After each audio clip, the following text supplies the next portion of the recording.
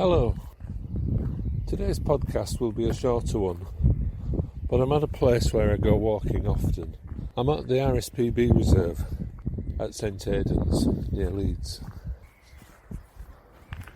The reserve was only established a few years ago, and before that had been a derelict and flooded opencast coal mine for about a quarter of a century. It's now in the hands of the Royal Society for the Protection of Birds and is a very popular place to visit due to its proximity to large centres of population.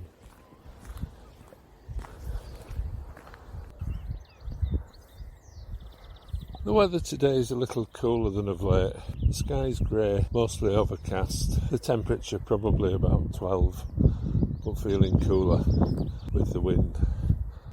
The reserve had been a series of deep open pits when about 20 or 30 years ago the River Aire that runs along the southern section burst its banks and flooded the mine. Eventually the RSPB took over ownership and have and are turning it into a wonderful place for nature.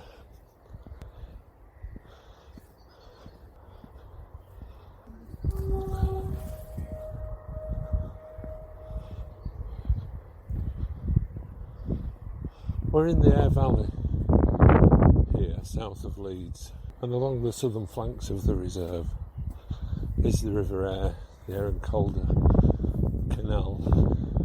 and the railway. There are walks around the perimeter and through fields and woodland to the north that would once have been spoil heaps. The walk around the perimeter is only a few miles, but I thought it would be nice to share some of the sights and sounds of this beautiful place. I've left the car park and walked along the eastern shore of one of the lakes, and now I'm walking along the southern shore by the perimeter fence. And the views are fabulous. Big skies and large open expanses of water dotted with islands. This first section is fairly quiet for birdlife, but later it becomes a complete spectacle at this time of year. Inside the fence is a large area of grassland, and then nearer to the water's edge are trees and scrub. I think it's mostly willow.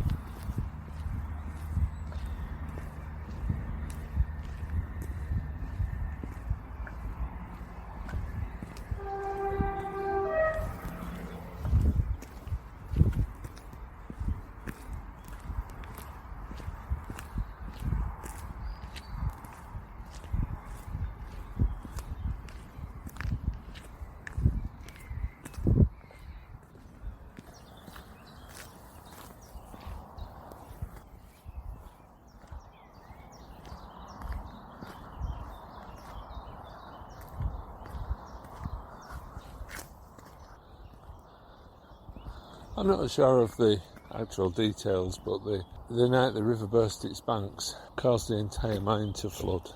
They managed to get all the machinery and people out safely, but in time this huge area of lakes was formed along the southern section as part of the old waterway, marooned now on dry land. I think they had to recourse the river.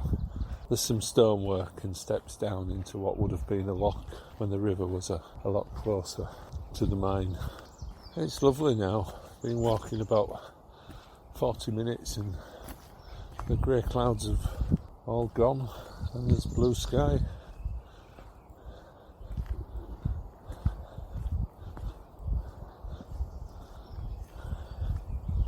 The birds are singing and there's a flask of tea in my bag that I may soon have to crack open.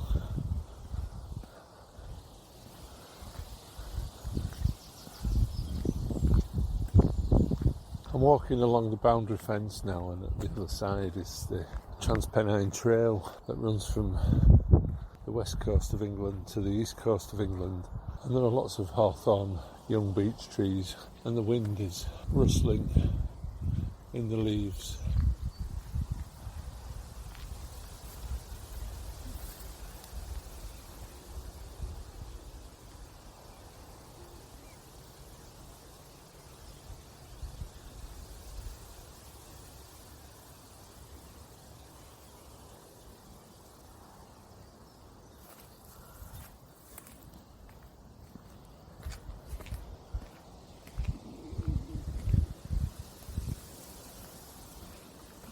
A sound I forget about in winter and realise that I have actually missed it.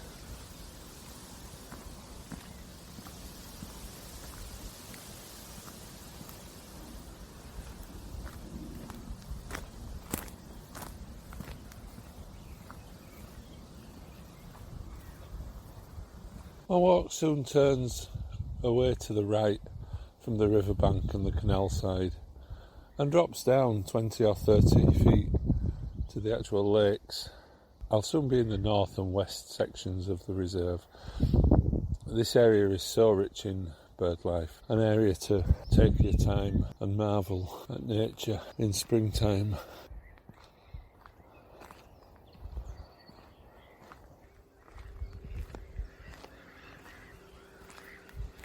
As I turn, there is a concrete path with lakes to either side. I'm not an expert on birds, I'm still learning them, but the lake to my left has several islands, and there are a few dozen black-headed gulls. I can see cormorants.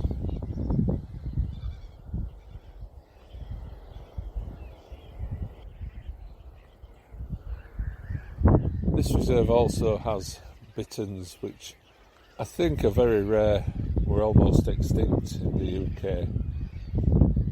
From what I understand, they slowly reintroduce themselves into reserves along this valley that runs all the way to the sea. I've never seen one, but at this time of the year you do hear them. They call it the bittern boom. I always think it sounds like the noise you get when you blow across the top of a milk bottle. That low, slow drumming sound.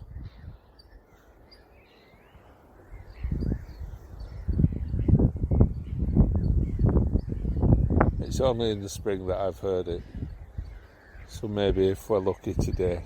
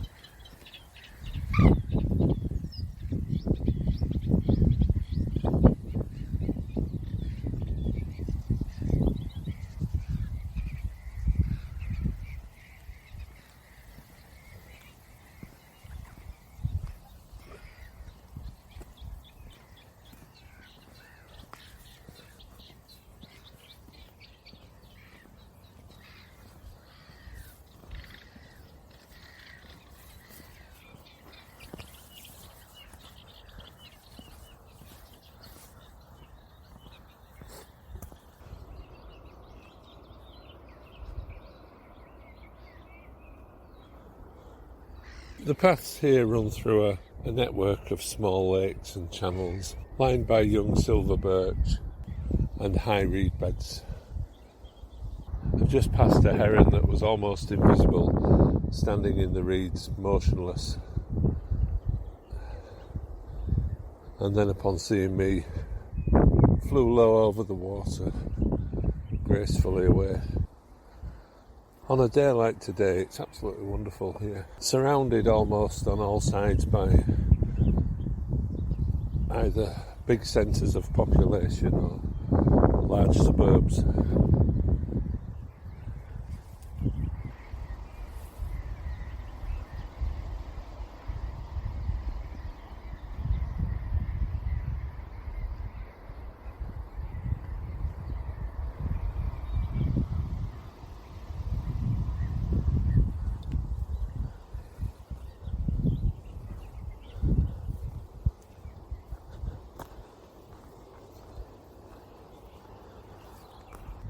There's some gorse as well along the hedge paths, but it's not invasive. Some of it in flower, some of it not. I think I once read that gorse is in flower for the whole 12 months of the year.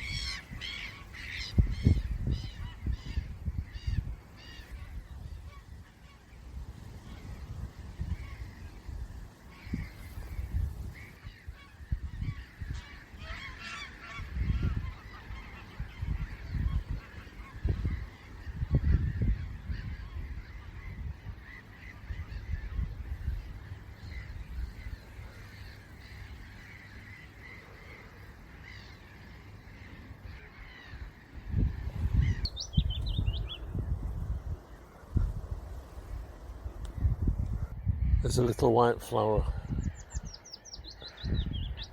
in the grass here. Tiny, tiny thing hugging the ground. It's called cuckoo flower. It's a springtime plant that's good for caterpillars. I only really started taking notice in nature a few years ago. I wish I'd done it much sooner. But it is a lot of fun learning.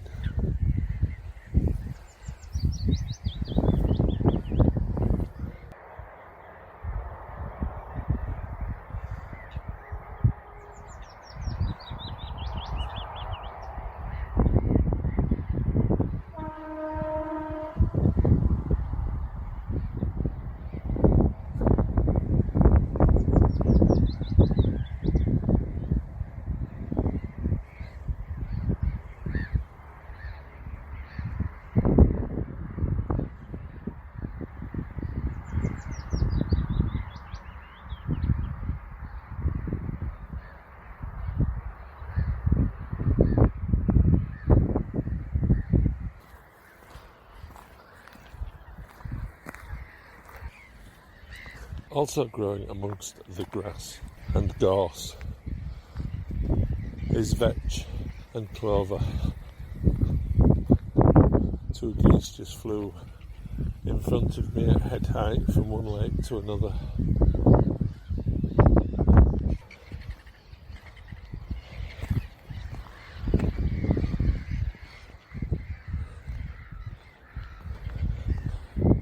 At this time of year it's very easy to get sensory overload.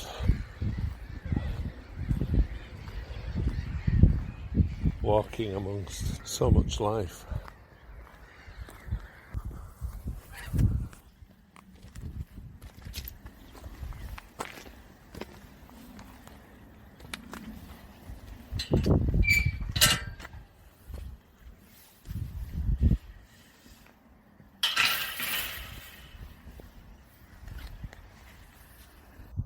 I've climbed away now from the lakes and pools. I'm walking through pasture with hedgerows, footpaths, little lanes. The area is to the north of the reserve and is mostly reclaimed land that was spoil heaps when the area was a mine. It's got very windy in the last hour or so. I had hoped to record lots of bird sounds, but it's not really been possible.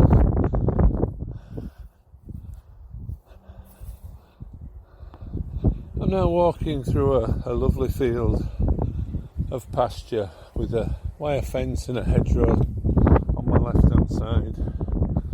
On my right hand side, the whole of this part of the lower Aire Valley is laid out before me.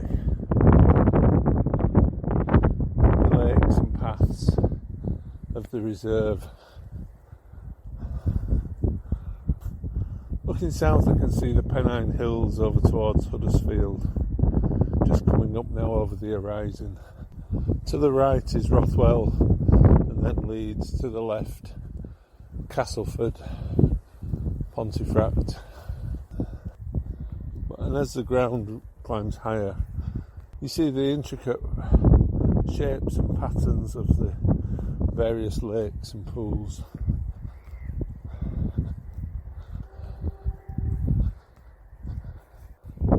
I've dropped down from the old spoil heaps.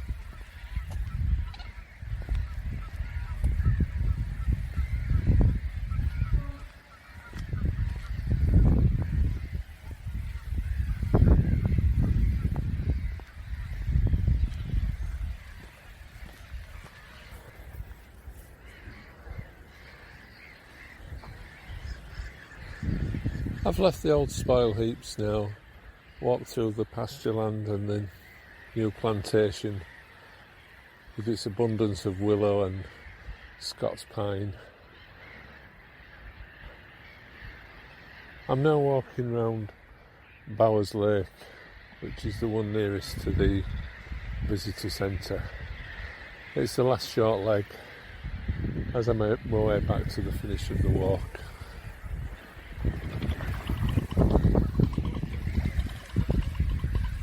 As with all the walk here, there's an abundance of birds, but the predominant species at this point is the black-headed gull, which there are hundreds, if not thousands of them.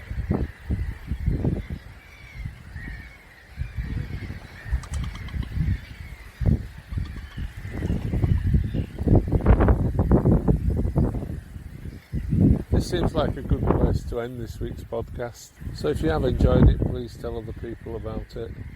But for now, on a rather windy afternoon in May, I'll bid you farewell. Cheerio.